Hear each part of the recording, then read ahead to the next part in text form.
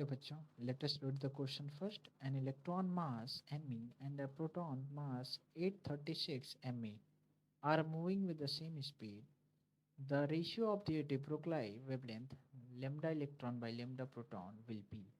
Option are given as 1 by 1836, 1836 and the 918. तो यहाँ पे करेंगे क्या? तो सबसे पहले हमें की कॉन्सेप्ट देखना होगा. ठीक है, चलिए देखते हैं.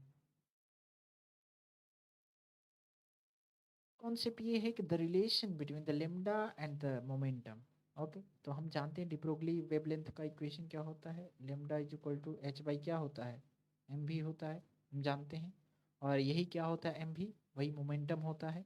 ठीक है, तो will use this concept to solve this question. ठीक है, लेट्स सॉल्व. तो सबसे पहले यहाँ पे ऑलरेडी दे दिया गया है कि मास ऑफ इलेक्ट्रॉन जो होगा वो मास ऑफ प्रोटॉन की क्या होगा, 1836 टाइम होगा. तो हम क्या लिखेंगे यहाँ पर, तो लिखेंगे mass of proton 1836 into M के बराबर लिख देते हैं. ठीक है, ये होगा गिवन है ऑलरेडी. लगाते हैं ये वाला फार्मूला. ठीक है, चलिए. मान लीजिए पहले इलेक्ट्रॉन के लिए देखते हैं फिर प्रोटॉन के लिए. Lambda is equal to H, H तो प्लैंक्स कांस्टेंट होता है और एम मास होता है. तो मान लीजिए यहाँ क्या लिखेंगे, मास लिखेंगे. अब ये दे दिया गया है सेम स्पीड, तो क्या करें यहाँ पर, जब सेम स्पीड बोल गया है तो दोनों की जगह भी ही रखेंगे. ठीक है, दोनों केस में लेमडा और प्रोटॉन और इलेक्ट्रॉन के केस में. अब लेमडा पी निकालते हैं, यानी प्रोटॉन के लिए निकालते हैं. तो ये तो एच हो जाएगा और ये क्या होगा, एम पी हो जाएगा. ठीक है, ये क्या हो जाएगा, भी स्पीड, क्योंकि दोनों केसेस के लिए क्या था, स्पीड तो सेम है. अब क्या करेंगे कि दोनों का यदि रेशियो लेते हैं, यानी lambda E by lambda P पूछा गया है हमसे. Lambda E by lambda P पूछा गया है. ठीक है, तो लेमडा करते हैं डिवाइड दोनों को. लेमडा ई बाई लिए तो ये तो एच बाई क्या हो जाएगा, एम ई इंटू भी.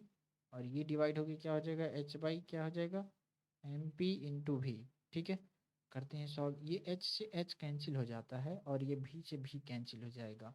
तो क्या बचेगा, हमारे पास बच जाएगा M P by M E. तो फाइनली हम बोल क्या सकते हैं, हम बोल सकते हैं हमारे पास आ गया lambda p by lambda p की वैल्यू क्या आ गई, दोनों की वैल्यू आ गई m P by M e, यानी mass of proton by mass of electron. अब एक काम करते हैं कि मास ऑफ प्रोटॉन एक्चुअली है क्या. हमने देखा था पीछे मास of proton is 1836 time of electron. ठीक है, यही था. ठीक है, हमने यहाँ से वहाँ से वैल्यू रख दिया यहाँ.